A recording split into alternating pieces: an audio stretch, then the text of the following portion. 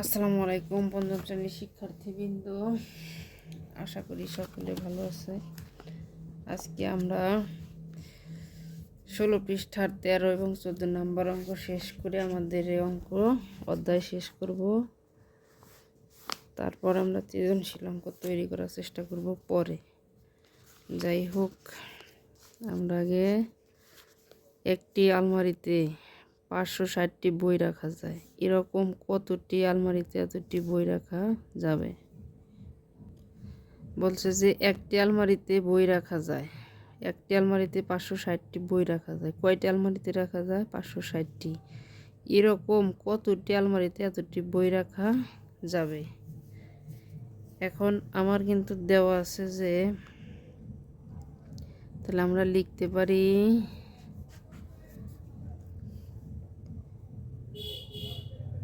560টি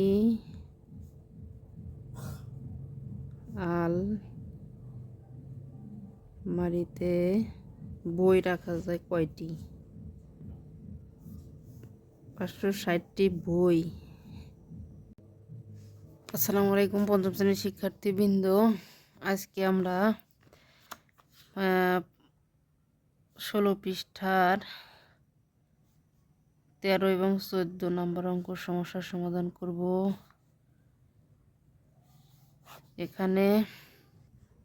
এখানে বলা হয়েছে যে একটি আলমারিতে বই রাখা যায় 560টি। তাহলে 560টি বই রাখা যায় কয়টি আলমারিতে, আর এরকম কতটি আলমারিতে এতটি বই রাখা যাবে? তাহলে আমরা লিখতে পারি 560টি বই রাখা যায় কয়টি আলমারিতে? একটি আলমারিতে। সুতরাং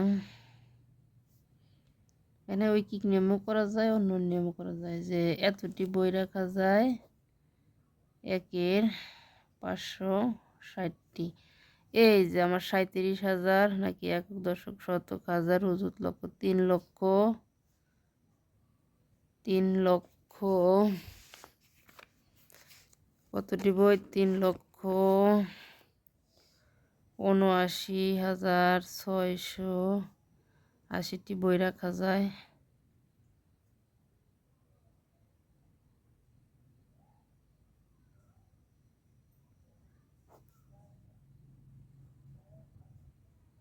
ছয়শো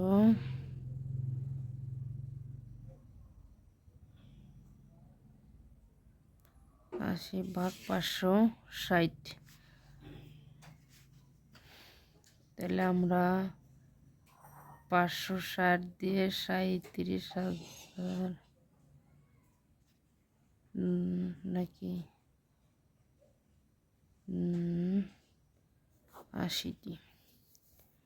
এখানে আমাদের 560 যায় না, তাহলে নিতে হবে একদম এইরকমভাবে 4 সংখ্যা। আর 5রে যদি আমরা 6 দিয়ে গুণ করি হয় 5×6 30, আর 5×6 30, হ্যাঁ 6 বার যাবে। আমরা এটার ফলো করে দিতে পারি, এখানে দিতে পারি। শূন্যকে 0, 6×6 36, 6 হাতে আমার 3, 5×6 30, আর 3-এ 33, 6, 3, 2 না 4, হাতে নাই কিছুই, এখন কেটে আনলাম 8, তাহলে 43, 8 বার যাবে, 5-8 40, আর 6 48, 7 বার যাবে। 7 0 0, 6 7 42, 2 হাতে আমার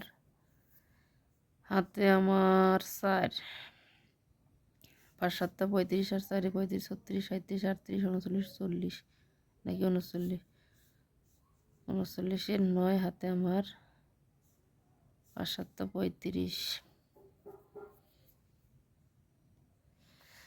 তাহলে বাঁচলো আমার, এই যে এটা কেটে আনলাম আমি, কত? 0। তাহলে এখানে আমরা যদি এটা 500 ধরি, এটা যদি 8 দিয়ে গুণ করি তাহলে কিন্তু হয়ে যাবে 5 8 5 8 40, 6 8 48 এর 8 হাতে আমার 4, 5 8 40 আর 4 44। তাহলে আমার কতটি আলমারিতে বই রাখা যাবে? এতটি আলমারিতে।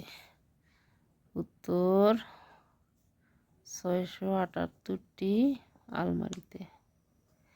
এই অঙ্কটি আমরা অন্যভাবে লিখতে পারতাম যে এতটির মধ্যে বই রাখা যায়, এতটি বই রাখা যায়, কারণ বইয়ের সংখ্যা বেশি, আলমারির সংখ্যা কম।